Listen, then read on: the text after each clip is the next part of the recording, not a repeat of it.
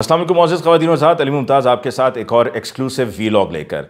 इस वीलॉग में मैं आपके साथ जो इन्फॉर्मेशन शेयर करने जा रहा हूँ ये एक्सक्लूसिव है। ये इससे पहले मैंने आपके सामने नहीं रखी, ताज़ा मुझ तक पहुँची तो सोचा आपके साथ शेयर कर लिया जाए। इसमें सबसे पहले मैं आपको बताऊँगा कि MQM पाकिस्तान और शहबाज शरीफ की जो मुलाकात हुई, इस मुलाकात की अंदरूनी कहानी क्या थी।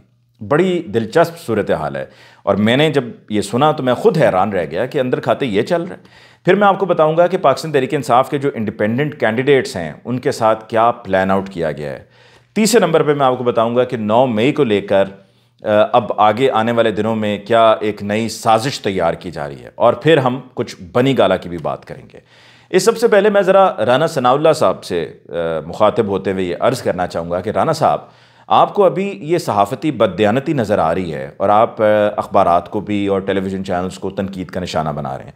मैं जानता हूँ, मैं समझता हूँ, मुझे इस बात का एहसास है कि आप पर ये शिकस्त जो है ना वो बड़ी भारी रही अब तक, कि आप एक कौमी असम्बली की नशस्त हार गए। एक ऐसा शख्स जो पहले वज़ीर दाखिला रहा है, एक ऐसा शख्स जो इससे पहले पंजाब का वज़ीर कानून रह चुका है, वो कैसे हार गया।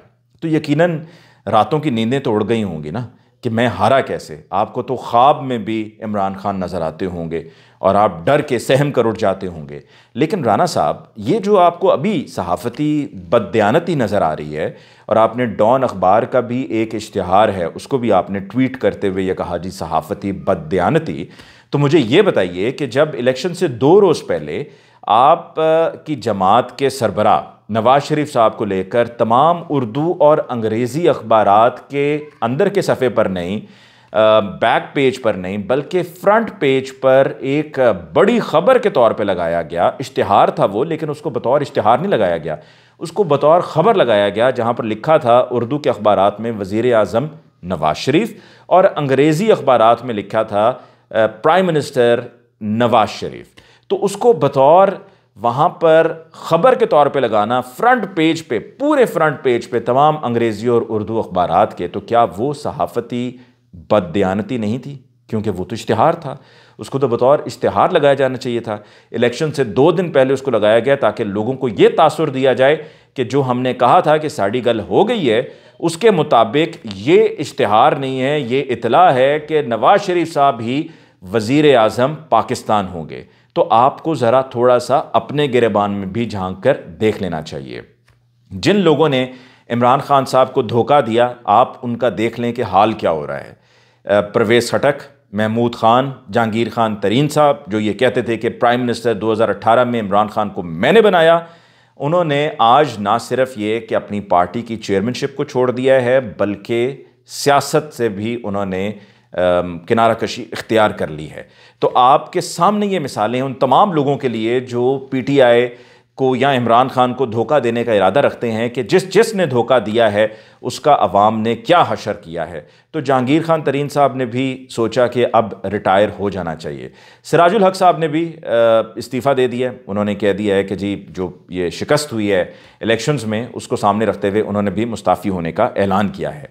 अब ज़र्फ़ की अगर हम बात करें तो ज़र्फ़ आप हाफिज़ नईमुर्रहमान साहब का देखें कि उनकी तरफ से प्रेस कॉन्फ्रेंस में कहा गया है कि जी उन्हें खैरात में कोई सीट नहीं चाहिए, कि सिंध असम्बली की जो उन्हें सीट जितवाई गई है, उन्होंने कहा जी मुझे खैरात में कुछ नहीं चाहिए, यहाँ से पाकिस्तान तहरीक इंसाफ जीती हुई है, तो लिहाजा ये पाकिस्तान तहरीक इंसाफ की नशस्त है, मुझे ये आप इस तरीके से खैरात में ना दें।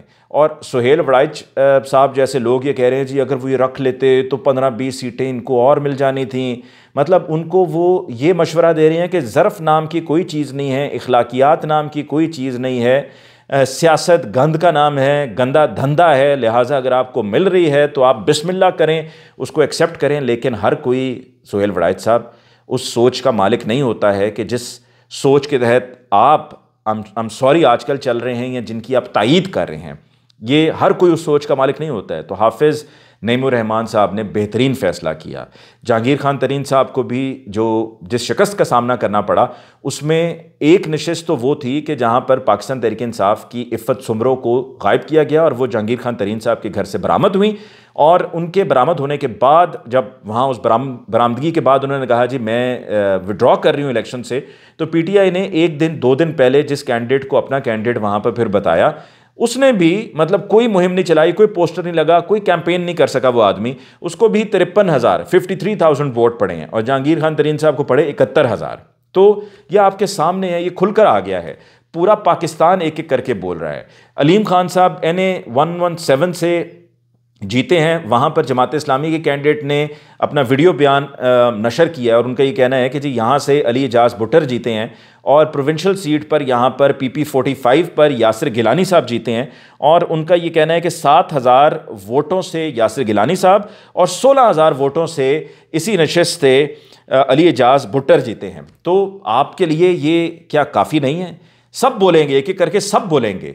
और पाकिस्तान तहरीक इंसाफ के जिसके उम्मीदवार RO के दफ्तर में नहीं बैठ सकता है, अंदर घुस नहीं सकता है, उस पर आप कहते हैं कि जी उन्होंने कोर कमांडर हाउस लाहौर पर हमला कर दिया। और मैं आपको वो इन्फॉर्मेशन बताने से पहले ज़रा क्विकली, ख्वाजा आसिफ साहब, आप ये कहते हैं कोई शर्म होती है, कोई हया होती है।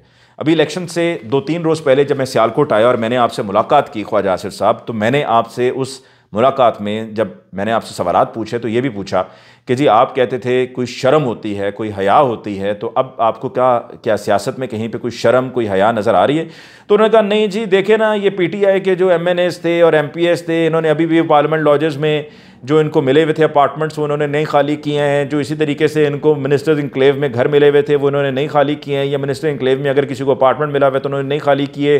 तो कोई शर्म नहीं है, कोई हया नहीं है। तो ख्वाजा आसिफ साहब, आप मुझे बताइए कि आप जितनी बुरी तरह से हारे हैं, जितनी बुरी तरह से आप हारे हैं, क्या ये कोई शर्म, कोई हया आप पर लागू नहीं होती है? वहाँ पर वो DPO जो आपका मनपसंद DPO है हसन, उसकी सहूलतकारी के नतीजे में और वहाँ के RO की सहूलतकारी के नतीजे में जो आपने जाली नतीजा निकाला है और जीते हैं, असल में वहाँ पर रेहाना इम्तियाज़ डार जीती हुई हैं, तो क्या आप में ज़र्फ़ नहीं है?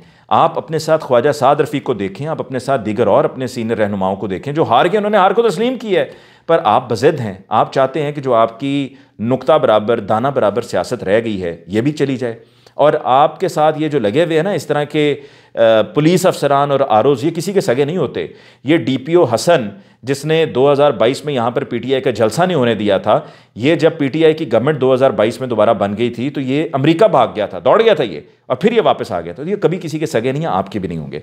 अब इन्फॉर्मेशन की तरफ आते हैं जी। इन्फॉर्मेशन ये है कि MQM पाकिस्तान और शहबाज शरीफ साहब की जो मुलाकात हुई, उस मुलाकात में शहबाज शरीफ साहब ने MQM पाकिस्तान के वफ़द से कहा कि जी लोगों ने, यूथ ने हमसे पर्ची कटवाई पोलिंग स्टेशन के बाहर, हमसे खाना खाया, हमारी ट्रांसपोर्ट पर आए और हमारे नारे लगाए, हमारे झंडे उठाए और जाकर अंदर वोट PTI को दे दिया।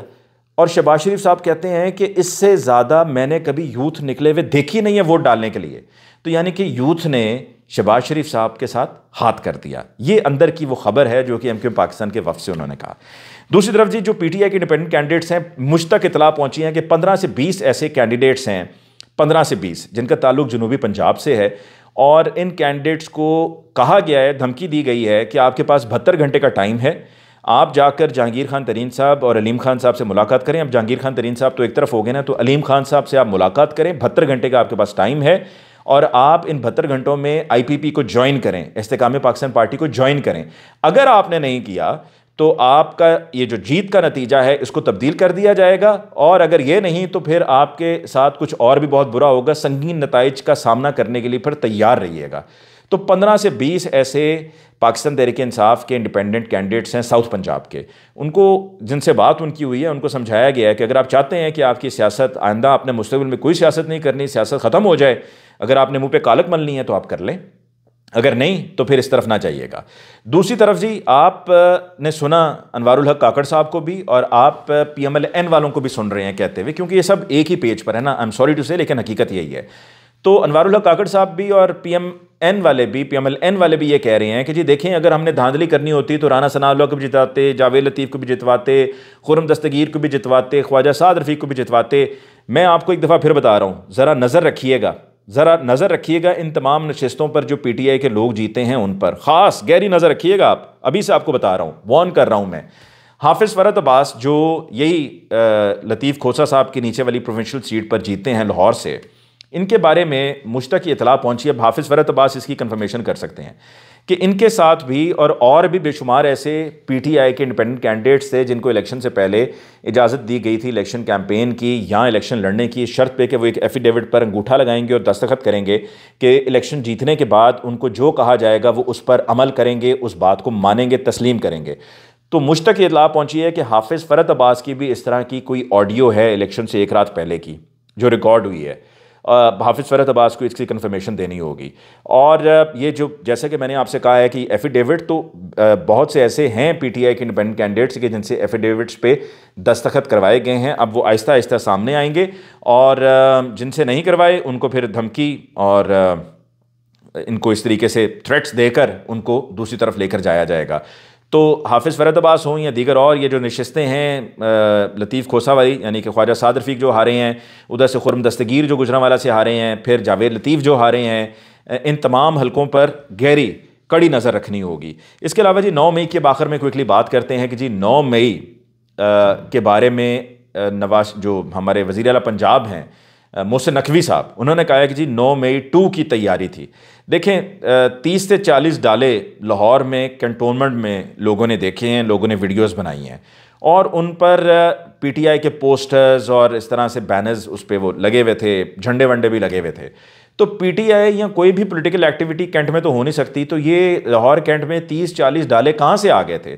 प्लान ये था कि मुंह पे नकाब होगा, पीटीआई का हाथ में झंडा होगा, नारे लगाए जाएंगे पीटीआई के, गुलामी नामंजूर के, इमरान खान जिंदाबाद के, और पीटीआई के एहतजाज में लोगों को घुसेड़ा जाएगा और वहाँ से वो अमलाक को नुकसान पहुँचाएंगे, पुलिस पे हमला करेंगे, बात मज़ीद बढ़ती जाएगी। बढ़ते बढ़ते हो सकता है कि खुदा न खास्ता पुलिस एहलकार मारा भी जाए और उसके बाद ये कह दिया जाए कि जी ये तो पीटीआई दहशतगर्द जमात है और पीटीआई पे पाबंदी लगाई जाए। और ये देखिए हमारे पास एविडेंस भी मौजूद है, क्योंकि उन लोगों को जिनको डाला जाएगा उनकी वीडियोस भी बनाई जाएंगी कि ताकि ये साबित किया जा सके कि देखें ये पीटीआई के लोग थे, जबकि वो पीटीआई के लोग नहीं होंगे।